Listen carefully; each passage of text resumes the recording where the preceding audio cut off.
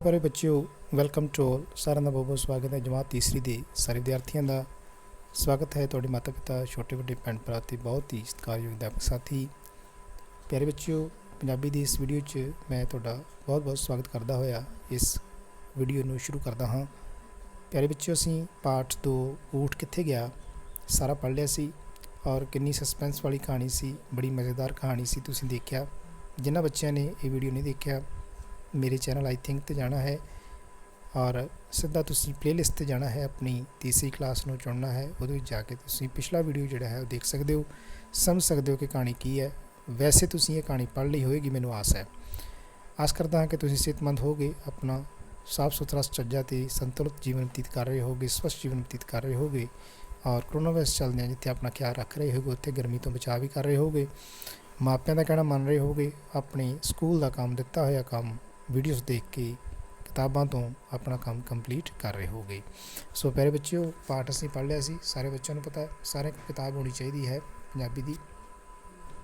पाठ च पढ़िया सी कि जैसमीन के जिहड़े बाबा जी ने उन्होंने कहानी सुनाई सी कि किवें करीमू नाम का बच्चा जिहड़ा अपने ऊठ मंडी में लैके जा रहा सी और रस्ते विच जदों उसने खिलार के ऊठ गिने तो एक ऊठ घट जाता सी और उसनूं छछोपंज पै गया।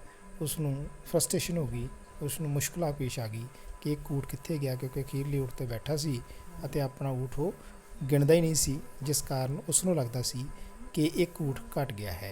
जिवें ही वो ऊठ तो थल्ले उतरदा तां ऊठ पूरे हो जांदे सी और जदों ऊठ के पिछे बैठ जांदा सी तां ऊठ जिहड़े घट जांदे सी। किन्नी मज़ेदार कहानी सी जिहड़ी असीं पिछली बार पढ़ी सी। आस है कि तुहानूं कहानी चंगी लगी होएगी, तुसीं इंजॉय किया होएगा, मज़ा किया होएगा कहानी नूं सुन के। सो अज असीं इसकी अभ्यास शुरू करनी है। सब तो पहलां शब्द अर्थ जिहड़े ने उन्हां बारे आपां चर्चा करांगे। बच्चों, मंडी शब्द है पहला और तुहानूं सारिआं नूं पता है कि मंडी जिहड़ा है वो बाज़ार नूं कहंदे ने।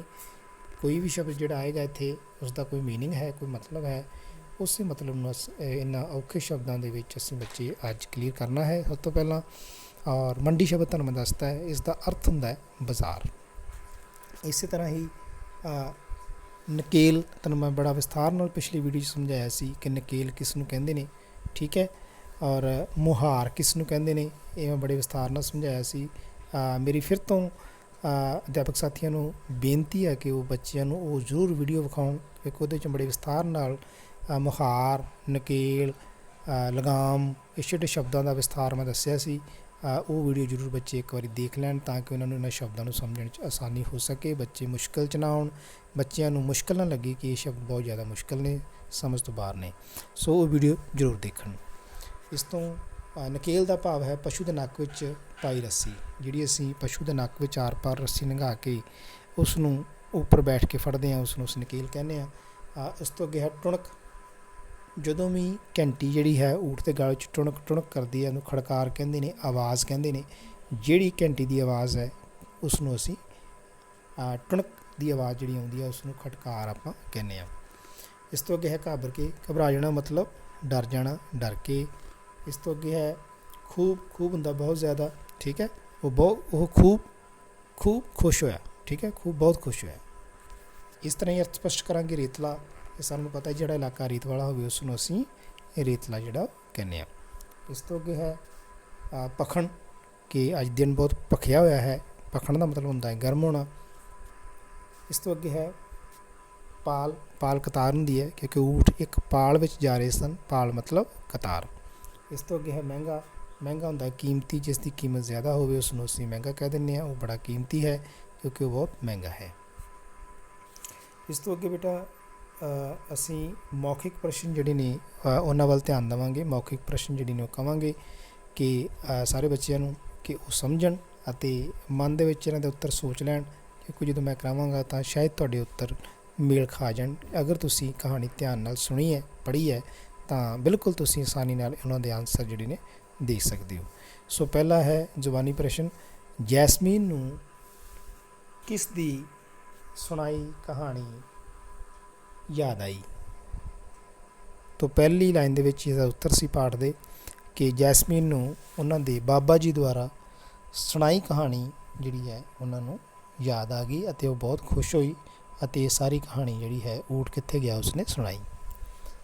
दूसरा प्रश्न है क्रीमू ऊठ ते बैठ के की करन लगा। सो ऊठ ते बैठ के क्रीमू ऊठां दी गिनती करन लगा, क्योंकि क्रीमू ने ऊठ ਦੇ ਸਭ ਤੋਂ ਪਿਛਲੇ ਊਠ 'ਤੇ ਜਦੋਂ ਬੈਠਾ ਸੀ ਤਾਂ ਉਹ ਅਗਲੇ ਜਿੰਨੇ ਵੀ ਊਠ ਸਨ ਉਹਨਾਂ ਦੀ ਗਿਣਤੀ ਉਹਨੇ ਕਰਨੀ ਸ਼ੁਰੂ ਕਰ ਦਿੱਤੀ, ਜਿਸ ਤੋਂ ਇਹ ਸਾਰਾ ਮਸਲਾ ਪੈਦਾ ਹੋਇਆ ਕਿ ਜਦੋਂ ਹੇਠਾਂ ਉਤਰਦਾ ਸੀ ਤਾਂ ਊਠ ਪੂਰੇ ਨਿਕਲਦੇ ਸੀ, ਜਦੋਂ ਊਠ ਦੇ ਪਿੱਛੇ ਬੈਠ ਜਾਂਦਾ ਸੀ ਤਾਂ ਉਹ ਊਠ ਨੂੰ ਆਪਣੇ ਆਪ ਨੂੰ ਤੇ ਉਸ ਊਠ ਨੂੰ ਗਿਣਦਾ ਨਹੀਂ ਸੀ, ਆਪਣੇ ਆਪ ਜਿਸ ਊਠ 'ਤੇ ਬੈਠਾ ਸੀ ਉਸ ਊਠ ਦੀ ਗਿਣਤੀ ਨਹੀਂ ਸੀ ਕਰਦਾ, ਜਿਸ ਕਰਕੇ ਊਠ ਘਟ ਜਾਂਦਾ ਸੀ। ਤੀਸਰਾ ਪ੍ਰਸ਼ਨ ਹੈ ਰਾਹ ਕਿਹੋ ਜਿਹਾ ਸੀ। ਤਾਂ ਸਾਰਿਆਂ ਨੂੰ ਬੱਚਿਆਂ ਨੂੰ ਪਤਾ ਹੈ ਕਿ ਊਠ ਜਿਹੜੇ ਸਨ ਉਹ ਮੰਡੀ ਵਿੱਚ ਲਿਜਾ ਰਿਹਾ ਸੀ ਕਰੀਮੂ, ਔਰ ਊਠ ਰੇਤ ਉੱਪਰ ਚੱਲ ਕੇ ਜਾ ਰਹੇ ਸਨ ਕਿਉਂਕਿ ਇਲਾਕਾ ਰੇਤਲਾ ਸੀ। ਸੋ ਆਪਾਂ ਇਹਦਾ ਉੱਤਰ ਦੇਵਾਂਗੇ ਕਿ ਰਾਹ ਰੇਤਲਾ ਸੀ। ਹੁਣ ਇਸ ਤੋਂ ਅੱਗੇ ਬੇਟਾ ਅਸੀਂ ਟਿਕ ਵਾਲੇ ਨਿਸ਼ਾਨ ਲਾਉਣੇ ਨੇ। ਸਾਰੇ ਬੱਚਿਆਂ ਨੂੰ ਪੈਨਸਲਾਂ ਹੱਥ 'ਚ ਹੋਣੀ ਚਾਹੀਦੀਆਂ ਨੇ ਤਾਂ ਕਿ ਟਿਕ ਨਿਸ਼ਾਨ ਤੁਸੀਂ ਲਾਉਣੇ ਨੇ। ਅਭਿਆਸ ਕਰਨੀ ਹੈ, ਸਹੀ ਅਤੇ ਠੀਕ ਢੰਗ ਨਾਲ ਤੁਸੀਂ ਕਰਨਾ ਹੈ, ਗਲਤ ਨਾ ਹੋਵੇ, ਇਸ ਵਾਸਤੇ ਤਿਆਰੀ ਪਹਿਲਾਂ ਜ਼ਰੂਰੀ ਹੈ। ਪੈਨਸਲਾਂ ਰੇਜ਼ਰਾਂ ਤੁਹਾਡੇ ਹੱਥ 'ਚ ਹੋਣੀ ਚਾਹੀਦੀਆਂ ਨੇ। ਸੋ ਚਲੋ ਸ਼ੁਰੂ ਕਰਦੇ ਹਾਂ। ਸਭ ਤੋਂ ਪਹਿਲਾਂ ਹੈ ਊਠਾਂ ਦੇ ਗਲਾਂ ਵਿੱਚ ਟੱਲੀਆਂ ਬੰਨੀਆਂ ਸਨ। ਦੱਸੋ ਬੇਟਾ ਸਹੀ ਹੈ ਕਿ ਗਲਤ? ਬਿਲਕੁਲ ਸਹੀ ਹੈ, ਕਿਉਂਕਿ ਊਠਾਂ ਦੇ ਗਲਾਂ ਦੇ ਵਿੱਚ ਟੱਲੀਆਂ ਜਿਹੜੀਆਂ ਸੀ ਉਹ ਬੰਨੀਆਂ ਹੋਈਆਂ ਸਨ। ਇਸ ਤੋਂ ਅੱਗੇ ਦੂਸਰਾ ਆਪਾਂ ਲੈਂਦੇ ਹਾਂ ਕਰੀਮੂ ਦੇ ਵਾਰ-ਵਾਰ ਗਿਣਨ 'ਤੇ ਦੋ ਊਠ ਘਟ ਜਾਂਦੇ ਸਨ। ਦੋ ਊਠ ਜਦ ਘਟ ਜਾਂਦੇ ਸਨ, ਸੋਚੋ, ਨਹੀਂ, ਇੱਕ ਊਠ ਘਟ ਜਾਂਦਾ ਸੀ, ਇਸ ਕਰਕੇ ਗਲਤ ਹੈ, ਕਿਉਂਕਿ ਇੱਕ ਊਠ ਘਟਦਾ ਸੀ, ਦੋ ਨਹੀਂ। ਤੀਸਰਾ ਕਰੀਮੂ ਅਖੀਰਲੇ ਊਠ 'ਤੇ ਬੈਠਾ ਸੀ। ਕੀ ਇਹ ਸਹੀ ਹੈ? ਬਿਲਕੁਲ ਸਹੀ ਹੈ, ਕਿਉਂਕਿ ਕਰੀਮੂ ਅਖੀਰਲੇ ਊਠ ਦੀ ਸਵਾਰੀ ਕਰ ਰਿਹਾ ਸੀ, ਬਾਕੀ ਊਠ ਅੱਗੇ ਅੱਗੇ ਜਾ ਰਹੇ ਸਨ, ਇਸ ਕਰਕੇ ਉਹ ਸਭ ਤੋਂ ਪਿਛਲੇ ਊਠ 'ਤੇ ਬੈਠਾ ਸੀ ਤਾਂ ਕਿ ਕੋਈ ਵੀ ਊਠ ਜਿਹੜਾ ਹੈ ਇੱਧਰ ਉੱਧਰ ਨਾ ਹੋਵੇ, ਸਿੱਧਾ ਊਠਾਂ ਦੀ ਉਹ ਦੇਖਭਾਲ ਕਰ ਸਕੇ, ਉਹਨਾਂ ਦੇ ਸਾਹਮਣੇ ਰਹਿਣ ਅਤੇ ਸਿੱਧੇ ਇੱਕ ਭਾਲ ਵਿੱਚ ਤੁਰਦੇ ਰਹਿਣ। ਚੌਥਾ ਪ੍ਰਸ਼ਨ ਹੈ ਟਿਕ ਮਾਰਕ ਹੈ ਕਰੀਮੂ ਊਠਾਂ ਨੂੰ ਖੇਤ ਲਿਜਾ ਰਿਹਾ ਸੀ। ਕੀ ਇਹ ਸਹੀ ਹੈ ਬੱਚਿਓ? ਕਿੱਥੇ ਲੈ ਕੇ ਜਾ ਰਿਹਾ ਸੀ ਊਠਾਂ ਨੂੰ? ਗਲਤ ਹੈ, ਮੰਡੀ ਲੈ ਕੇ ਜਾ ਰਿਹਾ ਸੀ, ਖੇਤ ਨਹੀਂ ਸੀ ਲਿਜਾ ਰਿਹਾ। ਸੋ ਮੰਡੀ ਲੈ ਕੇ ਜਾ ਰਿਹਾ ਸੀ, ਇਸ ਕਰਕੇ ਇਹ ਆਪਾਂ ਇਸ ਨੂੰ ਕ੍ਰੋਸ ਲਗਾਵਾਂਗੇ ਕਿ ਊਠ ਖੇਤ ਨਹੀਂ ਸੀ ਜਾ ਰਹੇ, ਮੰਡੀ ਜਾ ਰਹੇ ਸੀ। ਸਾਰੇ ਬੱਚੇ ਪਲੀਜ਼ ਨੋਟ ਕਰ ਲਓ।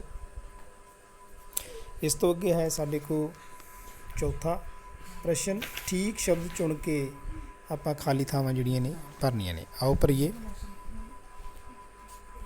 ਪਹਿਲੀ ਹੈ ਪਿੰਡ ਤੋਂ ਦੂਰ ਸ਼ਹਿਰ ਵਿੱਚ ਊਠਾਂ ਦੀ ਡੈਸ਼ ਲੱਗਦੀ ਸੀ, ਕਤਾਰ ਕਿ ਮੰਡੀ? ਮੰਡੀ।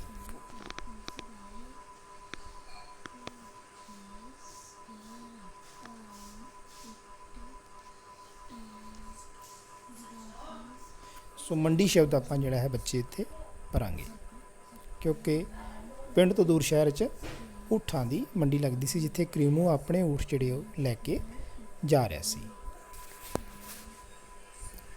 ਇਸ ਤੋਂ ਅਗਲਾ ਹੈ ਐੜਾ। ਖਾਲੀ ਥਾਵਾਂ ਭਰੋ ਵਿੱਚ, ਉਹ ਅਸੀਂ ਕਰਾਂਗੇ। ਕਰੀਮੂ ਨੂੰ ਰੇਤ ਉੱਤੇ ਤੁਰਨਾ ਡੈਸ਼ ਲੱਗਦਾ ਸੀ, ਸੌਖਾ ਕਿ ਔਖਾ? ਸੋਚੋ, ਕਰੀਮੂ ਨੂੰ ਰੇਤ ਉੱਤੇ ਤੁਰਨਾ ਔਖਾ ਲੱਗਦਾ ਸੀ।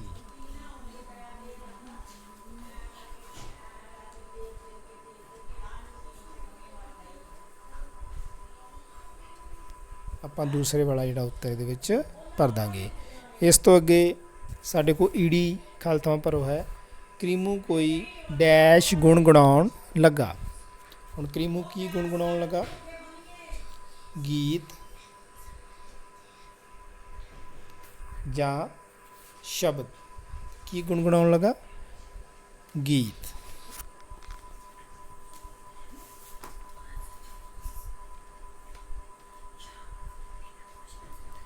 ਕਰੀਮੂ ਕੋਈ ਗੀਤ ਗੁਣਗੁਣਾਉਣ ਲੱਗਾ। ਇਸ ਤੋਂ ਅੱਗੇ ਸੱਸਾ ਹੈ, ਪਹਿਲਾਂ ਨੋਟ ਕਰ ਲਓ, ਮਿਟ ਜਾਏਗਾ।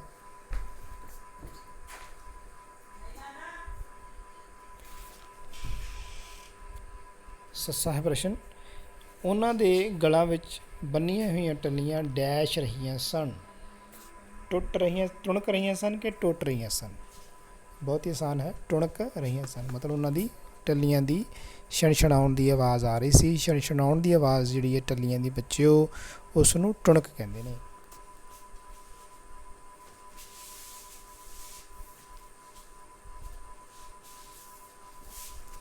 ਔਰ ਅਖੀਰਲਾ ਹੈ, ਉੱਚੇ ਊਠਾਂ ਦੇ ਪਰਛਾਵੇਂ ਡੈਸ਼ ਸਨ। ਜਿਹੜੇ ਊਠ ਜ਼ਿਆਦਾ ਉੱਚੇ ਸਨ ਉਹਨਾਂ ਦੇ ਪਰਛਾਵੇਂ ਕੀ ਸਨ, ਛੋਟੇ ਕਿ ਲੰਮੇ? ਹੁਣ ਜਿੰਨੀ ਵੀ ਉਚਾਈ ਹੋਏਗੀ ਕਿਸੇ ਵਸਤੂ ਦੀ, ਕਿਸੇ ਚੀਜ਼ ਦੀ, ਕਿਸੇ ਇਨਸਾਨ ਦੀ, ਪਸ਼ੂ ਪੰਛੀ ਦੀ, ਪਰਿੰਦੇ ਦੀ, ਜਾਨਵਰ ਦੀ, ਤਾਂ ਉਸ ਦੀ ਪਰਛਾਈ ਵੀ ਬੱਚੇ ਓਨੀ ਹੀ ਲੰਮੀ ਬਣੇਗੀ। ਸੋ ਉੱਚੇ ਊਠਾਂ ਦੇ ਪਰਛਾਵੇਂ ਲੰਮੇ ਸਨ।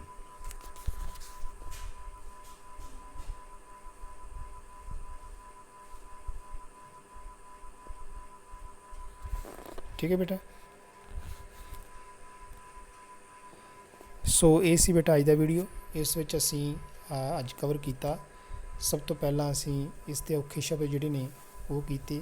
ਇਸ ਤੋਂ ਬਾਅਦ ਅਸੀਂ ਮੌਖਿਕ ਪ੍ਰਸ਼ਨ ਉੱਤਰ ਜਿਹੜੇ ਸੀ ਉਹਨਾਂ ਨੂੰ ਕੀਤਾ। ਉਸ ਤੋਂ ਬਾਅਦ ਅਸੀਂ ਗਲਤ ਸਹੀ ਜਿਹੜੇ ਟਿਕ ਮਾਰਕ ਸੀ ਉਹ ਕੀਤੇ। ਔਰ ਲਾਸਟ ਵਿੱਚ ਅਸੀਂ ਜਿਹੜਾ ਹੈ ਖਾਲੀ ਥਾਵਾਂ ਭਰੋ ਇਹ ਜਿਹੜੀਆਂ ਨੇ ਕੀਤੀਆਂ। ਸਾਰੇ ਬੱਚਿਆਂ ਨੇ ਕੰਮ ਕਰਨਾ ਹੈ, ਕਾਪੀਆਂ ਉੱਪਰ ਵੀ, ਬੁੱਕਸ ਉੱਪਰ ਵੀ। ਪਾਠ ਨੂੰ ਪੜ੍ਹਨਾ ਹੈ, ਕਹਾਣੀ ਨੂੰ ਇੱਕ ਵਾਰੀ ਫਿਰ ਪੜ੍ਹਨਾ ਹੈ, ਰਿਪੀਟ ਕਰਨਾ ਹੈ।